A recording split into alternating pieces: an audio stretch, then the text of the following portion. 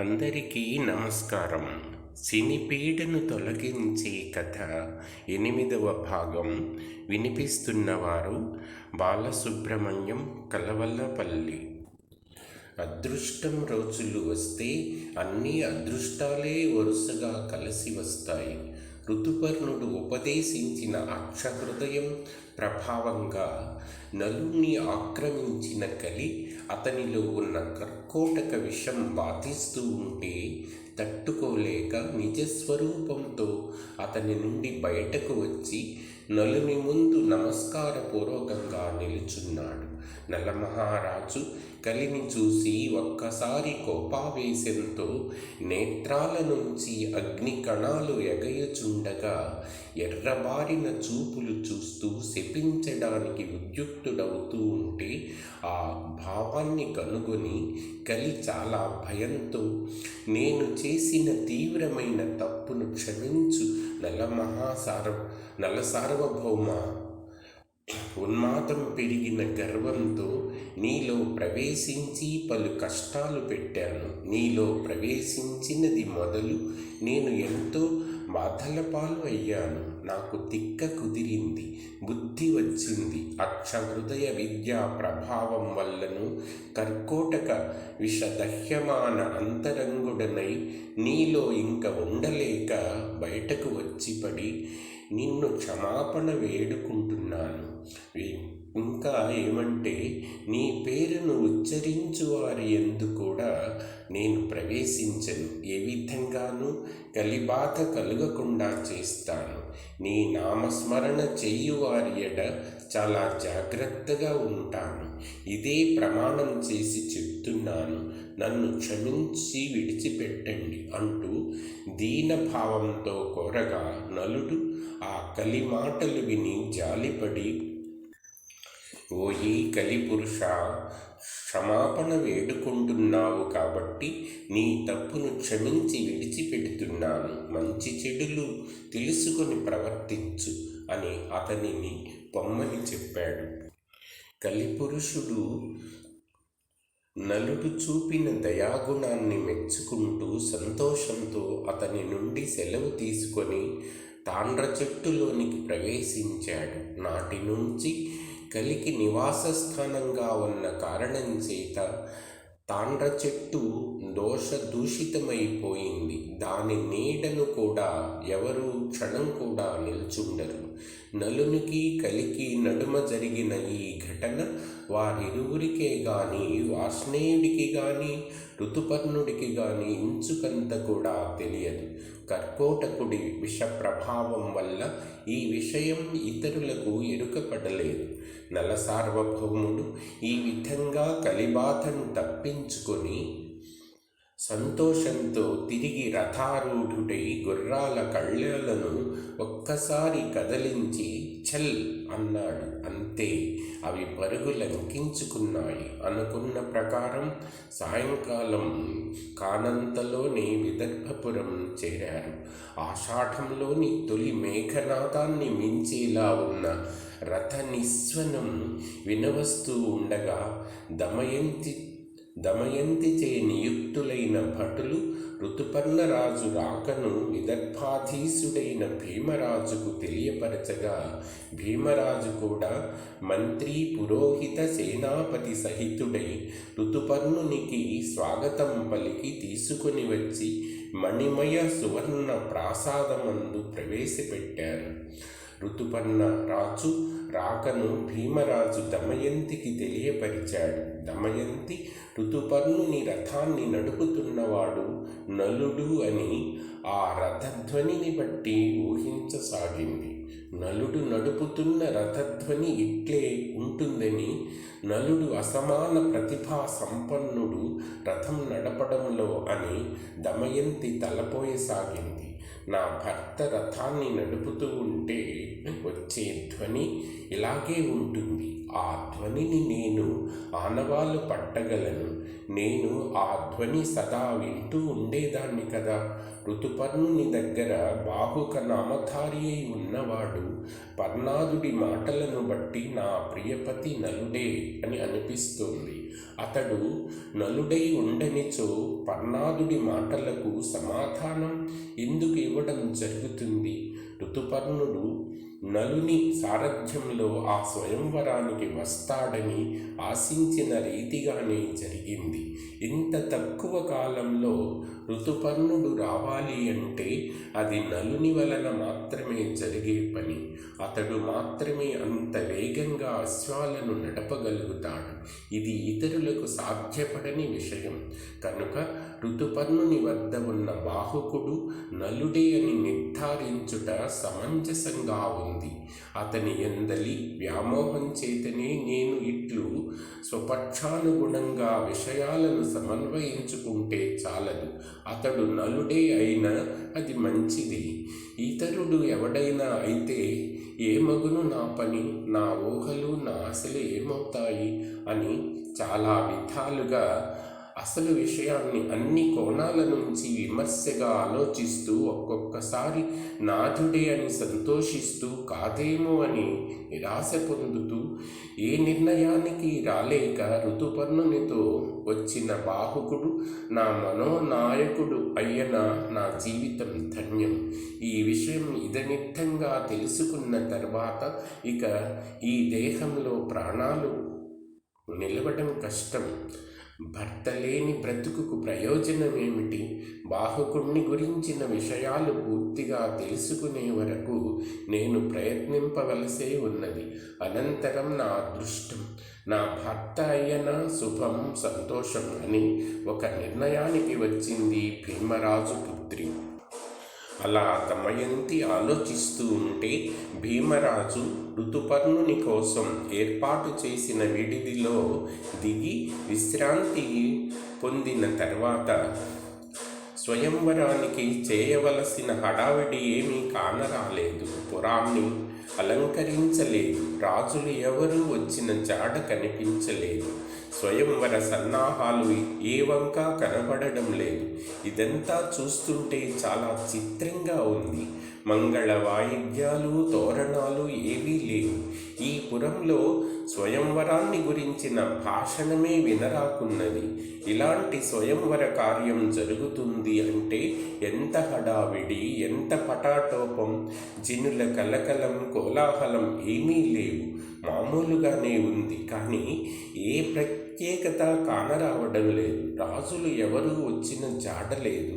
నేనే కనబడుతున్నాను. దీనిని బట్టి చూస్తే స్వయంవరం అన్నది కల్పన, కట్టుకథ. ఇది అబద్ధమే అయితే ఆ బ్రాహ్మణుడు ఎందులకు అలా చెప్పినట్లు? అలా చెప్పవలసినంత అవసరం ఆ బ్రాహ్మణునికి ఏముంటుంది అని తీవ్రంగా ఋతుపర్ణుడు ఆలోచిస్తూ ఉంటే ఇందులో ఏదో నిగూఢ రహస్యం ఉన్నట్లు తోస్తుంది. ఎవరూ రాని చోట ఏ స్వయంవరం లేని వేళ నేనిక్కడికి రావడం హాస్యాస్పదంగా ఉంటుంది కదా. ఇక స్వయంవర వనిత దమయంతి, ఆమె మహాపతివ్రతగా లోక ప్రసిద్ధి చెందింది. ఆ సంగతి లోక విదితమైనది. అలాంటి గొప్ప గుణాలు కల కాంతామణి పుణ్యాంగన ఏదో సాధారణ స్త్రీలా చటుక్కున ఇతరుణ్ణి అంత సులువుగా కాంక్షింప సిద్ధపడుతుందా? ఇంకా న్యాయం చెప్పడంలో ప్రసిద్ధుడైన విదర్భరాజు తన కూతురు స్వయంవరానికి కోరిక తెలిపినా అందుకు భీమరాజు అంగీకరించేవాడేనా? అందులకు అంగీకరించేవాడే అయితే ఎవరూ రాని ఈ పనికి నేనొక్కడే వచ్చినందుకు నాకు ఇది చాలా లజ్జాస్పదంగా ఉంటుంది అనుకుంటూ అసలు విషయం తెలియనందువల్ల తికమక పడుతున్నాడు ఋతుపర్ణ మహారాజు. అది అలా ఉంటే నలుడు రథాన్ని నిర్దేశించిన చోట ఆపి గుర్రాలను అశ్వశాలలో కట్టి తానొక చోట కూర్చుని విశ్రాంతి తీసుకుంటున్నాడు.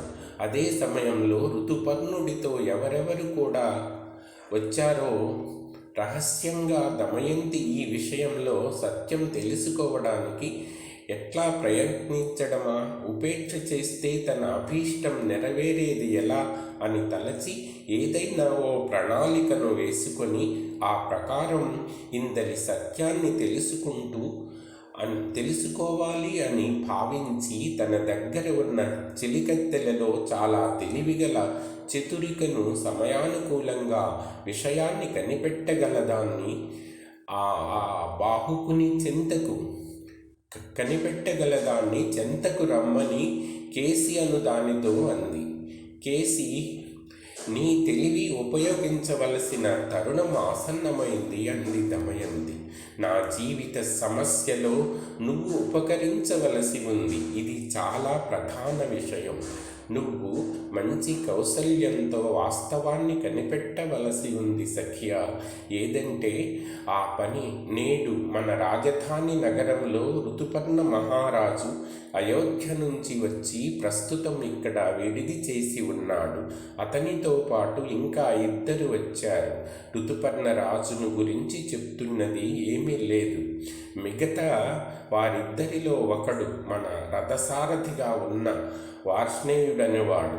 ఇతనిని గురించి కూడా చెప్పవలసింది లేదు. కాగా పోగా వారిలో 3వ వాడు. అతను బాహుక నామంతో ఉంటున్నాడు. ప్రియసఖి, నా ప్రియపతిని గురించి పర్ణాదుడు కొన్ని విషయాలు చెప్పాడు. ఆ లక్షణాలు బాహుకుని యందు ఉన్నాయా, బాహుకుడు నలుడేనా అని నిర్ధారించవలసి ఉంది. నేను పర్ణాదుడు అను బ్రాహ్మణుడు చెప్పిన విషయాలను బట్టి వేషభాషా రూపములు ఆకారంలోనూ కాలవశ్యం చేత కొద్దిపాటి మార్పు కనబడినా మొత్తం మీద నా ప్రియపతి జాడలు ఉన్నట్లు నాకు తోస్తున్నది. నువ్వు అతని చెంతకు వెళ్ళి అతనితో యుక్తియుక్తంగా మాట్లాడి అసలు సంగతి గమనించి నా హృదయంలోని బెంగను దూరం చెయ్యి. నువ్వు ఆయన వద్దకు వెళ్ళి నిజమైన విషయాలను సేకరించి తిరిగి త్వరగా వచ్చేయి. నీ రాకను ఎదురుచూస్తూ ఉంటాను, ఇక్కడే ఉంటాను అని చెప్పి ఆమెను అతని వద్దకు పంపింది దమయంతి. ఆలోచిస్తూ కేసి అను దమయంతి చెలికత్తె బాహుకుడు ఉన్న ప్రాసాద ప్రాంతానికి వెళ్ళి బాహుకునితో ఇలా సంభాషించింది. ఆర్య, భీమరాజు కుమార్తె మీరు వచ్చినట్లు తెలుసుకొని మిమ్మల్ని గురించిన వృత్తాంతాన్ని తెలుసుకోవడానికి నన్ను ఇక్కడికి పంపింది. మీరు ఇక్కడికి ఎక్కడ నుండి వచ్చారు? ఈ నగరానికి వచ్చిన కారణమేమిటి? ఇక్కడ ఎవరితోనైనా పని ఉన్న కారణంగా వచ్చారా? నాయందు కృపాదృష్టి కలిగి చెప్పవలసిందిగా మిమ్మల్ని కోరుతున్నాను అనగానే నలుడు శిరస్సు కదిలించి మాటలన్నీ విని ఆ మీదట ఇలా అన్నాడు. ఓ అంతఃపుర కాంతామణి అని పిలిచి బాహుకుడు ఇలా చెప్పాడు. నువ్వు అడిగిన దాన్ని బట్టి చూస్తే నువ్వు భీమరాజు కుమార్తెకు సఖురాలవు అనిపిస్తుంది. భీమనందన, నన్ను గురించి క్షేమ సమాచారాలు తెలుసుకు రమ్మన్నది అంటే అది నాకు చాలా ముదావహంగా ఉంది. నువ్వు దమయంతికి దాసివని అంటూ ఎక్కడ నుంచి వచ్చారు, ఎందుకు వచ్చారు, ఏం పని మీద వచ్చారు అంటూ ఏమీ తెలియనట్లుగా ప్రశ్నిస్తున్నావు. ఇది నాకు చాలా వింతగా ఉంది. ఇలా మాట్లాడుతున్నావంటే చాలా తెలివి ఉపయోగిస్తూ ఉన్నట్లు కనపడుతుంది. నీ ప్రశ్నలను బట్టి నన్ను గురించి నీకు కొంత విషయం తెలుసునని అర్థమవుతుంది. అలాంటప్పుడు నీ ప్రశ్నలకు సమాధానం చెప్పడం ఎలా? అయినా కానీ రాజకుమారి అయిన దమయంతి దగ్గర నుంచి వచ్చాను అంటున్నావు కనుక చెప్పవలసిన బాధ్యత నాకు ఉన్నది. బదులు చెప్పడం సరిగ్గా లేకపోతే ఆమెను కించపరిచినట్లు అవుతుంది, అమర్యాద చేసినట్లు అవుతుంది. అందుచేత చెప్తాను విను. విదర్భరాజ తనయ అయిన దమయంతి భర్త రాజ్యభ్రష్టుడై సమస్త సంపదలను కోల్పోయి అడవుల పాలై కష్టాలను అనుభవిస్తూ నలుగురిలో తల ఎత్తి సంచరించడానికి బిడియపడుతూ ఆ రాజకుమారిని వదిలిపెట్టి ఎటో వెళ్ళిపోయాడు. ఆమె జనకుడు ఆ సమాచారాన్ని విని తన కూతుర్ని తన ఇంటికి తీసుకువచ్చాడు. అనంతరం ఆమె భర్త నలుడి కోసం అన్ని దేశాలు వెదికించాడు. అతని జాడ తెలియరాలేదు. అందుచేత విదర్భరాజు హతాశుడై అనంతర కర్తవ్యం అర్థంగాక బుద్ధిమంతులతో యోచించి తన కుమార్తెకు ద్వితీయ స్వయంవరం చెయ్యడానికి నిశ్చయించి వార్తలను పంపాడట కదా. ఇప్పుడు ఋతుపర్ణ మహారాజు దమయంతి యొక్క ద్వితీయ స్వయంవరాన్ని చూడటానికి ఉత్సాహపడి అయోధ్య నుంచి 100 ఆమడల దూరం ప్రయాణించి విదర్భకు సాయంకాలం కాకుండానే చేరాలంటే హుటాహుటిన గుర్రాలను వేగంగా నడిపి ఆలస్యం లేకుండా తీసుకువచ్చాను. ఇప్పుడు తెలిసిందా నేను ఎవరినో? నేనా రాజు రథసారథిని. అంత తొందరపడి శ్రమతో రావడం ఎందుకంటే రాజునకు సమాచారం ఈ పొద్దున్నే తెలిసింది. బ్రాహ్మణుడు రేపే ముహూర్తం ఉంది అని చెప్పాడు. ఆ కారణంగా అతి శీఘ్రంగా రావడం జరిగింది. అది కూడా నేను రథాన్ని నడిపాను కనుక త్వరగా రావడం సాధ్యపడింది. ఇతరుడు ఎవరైనా ఈ పనికి పూనుకుంటే అనుకున్న సమయానికి రావడం అసాధ్యమయ్యేది. ఇది మా రాకను గురించిన సంగతి అని బాహుకుడు దమయంతి చెలికెత్తే అయిన కేసికి చెప్పాడు. కేసి అను దమయంతి సఖురాలు అంతటితో నలుణ్ణి విడువక ఇంకా ఏమో ప్రశ్నలు అడగదలచి కొంచెంసేపు తటపటాయించి ఇటు అటు చూస్తూ, ఆర్య, మీతో పాటు ఇంకో వ్యక్తి కూడా వచ్చాడు. అతనెవరు? అతను ఎలా వచ్చాడు అని మళ్ళా కేసి అడిగింది నలుణ్ణి. అతను బదులు చెప్పాడు. అతను వార్ష్ణేయుడు అని నలుని రథసారథిగా ఉండేవాడు. అనంతరం సఖురాలు అడిగింది, అతను మీతో ఎందుకు వచ్చాడు? ఆ రాజు వద్ద అతడెట్లా చేరాడు అని ఇంకా ప్రశ్నించింది. నలుడు ఇలా బదులు చెప్పాడు. వాణ్ణి గురించా అడుగుతున్నావా? వాడు వార్ష్ణేయుడు. నలుని పిల్లలను విదర్భరాజు వద్ద దిగవిడిచి వెళ్ళడానికి వారిని రథం మీద తీసుకువచ్చి ఇక్కడ విడిచి వెళ్తుండగా దారిలో నిషధరాజు రాజ్యభ్రష్టుడై భార్యతో రాజ్యాన్ని విడిచి ఎక్కడికో వెళ్ళిపోయాడని విని వాడు తిరిగి నిషధ రాజధానికి వెళ్ళడానికి ఇష్టపడక ఆ రథాన్ని తీసుకొని తిన్నగా అయోధ్యాపురానికి వెళ్ళి ఋతుపర్ణుని ఆస్థానంలో చేరి అక్కడ ఉంటున్నాడు. మేము ఇక్కడికి వచ్చే వేళ వాణ్ణి కూడా తీసుకువచ్చారు. అది సంగతి అని చెప్పాడు. అయితే పాపం అంది దమయంతి సఖురాలు. ఇంకా ఇలా అంది, భార్య కూడి నిషధ దేశాధీశుడు దేశాన్ని విడిచి వెళ్ళడమా? ఎంత కష్టం! అటువంటి చేటు పరిస్థితి పొందవలసిన వాడు కాదు. అదంతా దైవలీల. అది అలా జరగవలసి ఉన్నది జరిగింది. ఎవ్వరూ ఏమీ చెయ్యలేరు. అయితే నలుడు వెళ్ళిన దిక్కు వార్ష్ణేయుడికైనా తెలుసును కాబోలు. నాకలా అనిపిస్తుంది. మరి మీరేమంటారు అని అడగ్గా బాహుకుడు, అతని కథా కమామేషు అతనికి తెలియకపోవచ్చు. దారిలోనే నలుని వృత్తాంతం తెలిసి అయోధ్యకు పోయాడు అన్నాను కదా, వాడికేం తెలుస్తుంది? కానీ నలుడికి దమయంతికి మాత్రమే వారు వెళ్ళిన జాడ తెలియాలి. ఇతరులకు ఎలా తెలుస్తుంది అన్నాడు. ఆ తరువాత కేసి మనస్సులో ఏదో ఆలోచిస్తున్నట్లు అభినయించి నేత్రాలు నిండేలా అశ్రువులు రాలగా, పాపం హతవిధి ఎంత చేశాడు! దమయంతికి రావలసిన పాటలు అలాంటివి కాకూడదు. ఓర్చుకోలేని అమాయకురాలు. ఆమె సంగతి వింటే దుఃఖం కట్టలు తెంచుకొని వస్తుంది ఎవరికైనా. పోనీ ఆ వార్ష్ణేయుడికి నలమహారాజు వెళ్ళిన తోవ ఎటైనా తెలిసి ఉంటుందేమో అని తన అనుమానాన్ని తెలియచేసింది. దానికి సమాధానంగా బాహుకుడు, అబ్బే, అలాంటిది వానికేం తెలియదు. ఆ రాజును గురించి వాడు ఏం ఎరుగడు అనగా దమయంతి చెలికెత్తే ఎలా చెప్పింది.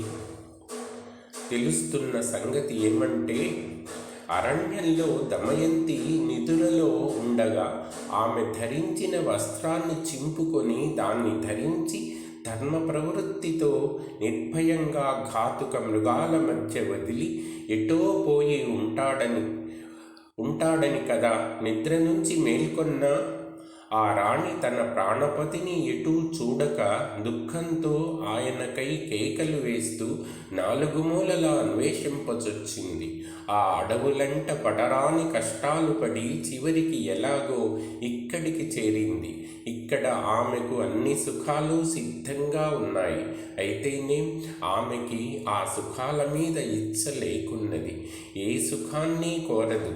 తన భర్త చింపగా మిగిలిన ఆ వస్త్రాన్ని ధరించి ఇంకా ఆ వస్త్రాన్ని ధరించి ఉంటుంది. ఎంత గొప్ప వస్త్రాలు చూపినా పూచిక పుల్లను తోసి పారేసినట్లుగా దూరంగా తోసేస్తుందే కానీ ఇంచుకంత చూపు కూడా సారించదు వాటి మీదికి. స్నానాది పరిశుభ్రతలను కొంచెం కూడా పాటించదు. శరీరం అంతా తైల అభ్యంగనాది సంస్కారాలు లేని కారణంగా వివర్ణమైనట్లు దుమ్ముతో నిండి చింపిరిగా ఉంటుందే కానీ ఎట్టి చిన్న వినోదాన్ని తలంపదు, అనుభవింపడానికి ఇష్టపడదు. తన తోటి వారలు నవ్వుతూ ఆటపాటలతో సరదాలతో ఉత్సాహంగా ఉన్నా ఆమె మాత్రం ఆ విచార విగ్రహం మూర్తీభవించిన దుఃఖంలో ఉంటుందే కానీ ఈ లోకంలో ఉన్న తీరు ఆమెలో కనిపించదు. ఏవో తలంపులు, ఏవో కవ్వింపులు, ఏవో పరధ్యానం, దేహాన్ని గురించిన చింత ఆవంత కూడా పట్టించుకోదు. నల్లగా సుందరంగా ఉండవలసిన కేశపాసం దుమ్ము ధూళితో నిండి చెప్పాలంటే అసహ్యంగా ఎగురుతూ ఉండడం, మైపూతలతోనూ సువాసనలతోనూ ఉండవలసింది కనీసంగా శ్రద్ధ వహించదు. ఈ లోకానికి సంబంధించిన ఊహలే కానరావు. ఎల్లప్పుడూ పరాకు మాటలు, అర్ధరహితమైనవి మాట్లాడుతూ ఉంటుంది. ఏకాంత వాసనే ఇష్టపడుతుంది. నృత్య వాద్య గోష్ఠుల యందు కానీ కథాశ్రవణాదుల యందు కానీ ఇష్టం చూపదు. ఏ కొదవా లేని రాజ అంతఃపురంలో ఉండి కూడా అరణ్యవాసం చేస్తున్న తీరే తోస్తుంది. కానీ నాగరికత, సంస్కారం అన్న వాటిని కనీసంగా కూడా పాటించదు. 1000 విధాలుగా ఆమె లోకం ఏమో మాకు అర్థం కాదు. ఆమెకు మనస్సు లేదు, మానం లేదు, భావం లేదు, భజన లేదు, భక్తి లేదు, లేదు ఏమీ లేదు. మా బాధ పడలేక కోరగా కొద్ది మాత్రం జీవనయాత్రకు తగినంతగా ఆహారం కష్టం మీద భుజిస్తుంది. నలుని గురించిన మాట, నలుని గురించిన తలంపు నలుడు అంతే, వేరేమీ లేదు. ఏనాడో ఎక్కడో సైరంధ్రి వ్రతం పూనింది. అదే స్వగృహంలో కూడా రాను రాను బలహీనమైపోతుంది, కృశాంగి అయిపోతుంది. ఏ భోగాల జోలికి పోదు. కేవలం భగవంతుని తన పతిని కూర్చిపెట్టమన్న మాటలనే ఉచ్చరిస్తూ ఉంటుంది. జరాభారంతో కృంగిపోయిన దానిలా బాధాకర దృశ్యంగా ఉంటుంది అని చెప్పి కేసిని గద్గద కంఠంతో కనుల నీరు నింపింది. కేసి మాటలు వింటున్న నలుడు విచారపూరిత దయాభరిత వాక్యాలకు జాలిపడిపోయి ఒకసారి కన్నుల నీరు కనపడింది. ఇటువంటి విషయాలు వింటూ ఉంటే అసందర్భంగా దుఃఖిస్తున్న వాతావరణం కనపడితే ఆ దాసి ఏం భావించును అని కన్నులలోని నీరు అలాగే హరించిపోయేలా చేస్తున్న బేలతనాన్ని కప్పిపెట్టుకుంటూ తల పక్కలకు తిప్పుతూ ధీరోదాత్త గుణాన్ని కనబరిచాడు నలుడు. కేసి ప్రాజ్ఞానమందు చతురురాలు కావడం చేత నలుని ఆంగిక చేష్టలను శ్రద్ధగా పరీక్షిస్తూ ఉంది. తాను తన ప్రియరాణి దయాదీన పరిస్థితిని ఏకరువు పెడుతూ ఉంటే ఒక మూల నలునిలో కలిగే మార్పులను చక్కగా అర్థం చేసుకుంటుంది. ఒక్కొక్కసారి తన మాటలను వింటూ పరధ్యానంలో ఉండిపోవడం, దీనంగా ఉండడం, నిశ్వాసాలు వేడిగా విడుస్తూ ఉండడం లాంటి లక్షణాలను గమనించి కేసి ఇలా అంది, ఓయి బాహుక, నాకు హజారంలో చాలా పని ఉంది. ప్రస్తుతానికి సెలవు తీసుకొని వెడుతున్నా. అవసరమైతే మళ్ళీ వచ్చి కనపడతా అని అతనికి వీడ్కోలు చెప్పి దమయంతి ఉన్న అంతఃపురంలోకి వెళ్ళి దమయంతి వద్దకు వెళ్ళి తాను నలుని చూసినది మొదలు విడిచినంత వరకు తనకు అతనికి మధ్య జరిగిన అన్ని విషయాలను కూలంకషంగా చర్చించిన సంగతులు అన్నింటినీ పూర్తిగా చెప్పింది దమయంతితో. ఇంకా బాహుకుని గుర్తులను, అతని మాటలను ఉన్నవి ఉన్నట్లు చెప్పింది కేసి. మిగిలిన కథాంశాన్ని ఇంకొక వీడియోలో చెప్పుకుందాం. ధన్యవాదాలు.